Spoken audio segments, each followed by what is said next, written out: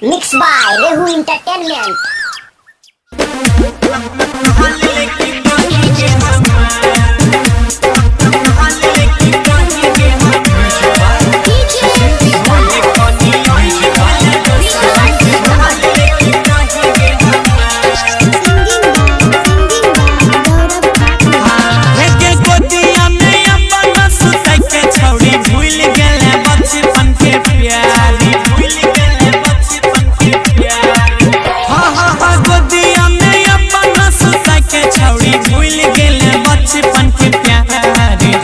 कनी ओइन भेले दोसरा के महल लेकिन रही गे हमार भले कनी ओइन भेले दोसरा के महल लेकिन रही गे हमार महल लेकिन रही गे हमार।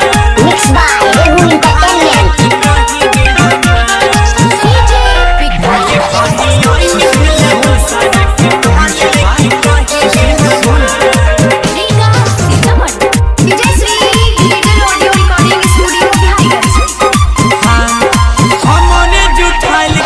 सैया तोहर खाइता ससुरा में छौड़ी आगे याद रजे आइता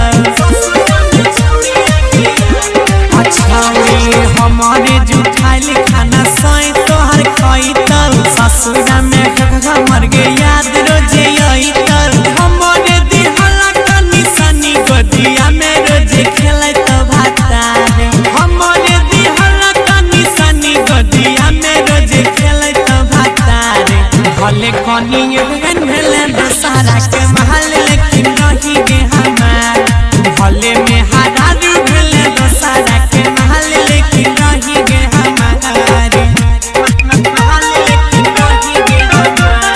Mixed by Rehu Entertainment. भले कनी भेले दोसरा के महल लेकिन रही गे हमार।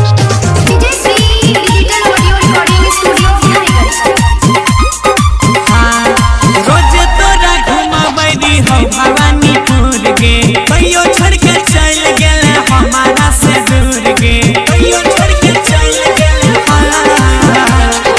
रोजे घुमाबैरी हो गोपति गोपालपुर गे कहियो के कसूर गेले हमारा से दूर गे खुश रही है अंकित के संग में दरद झेले गौरव या जाए सटार खुश रहे गुड्डू सनी संग में दरद झेले गौरव या जाए सटार भले कनी ओइन भेले दोसरा के महल लेकिन रही गे हमार गे भले में हरारू भेले दोसरा के महल लेकिन रही गे हमार याद कर ले छौड़िया। Mixed by Rehu Entertainment.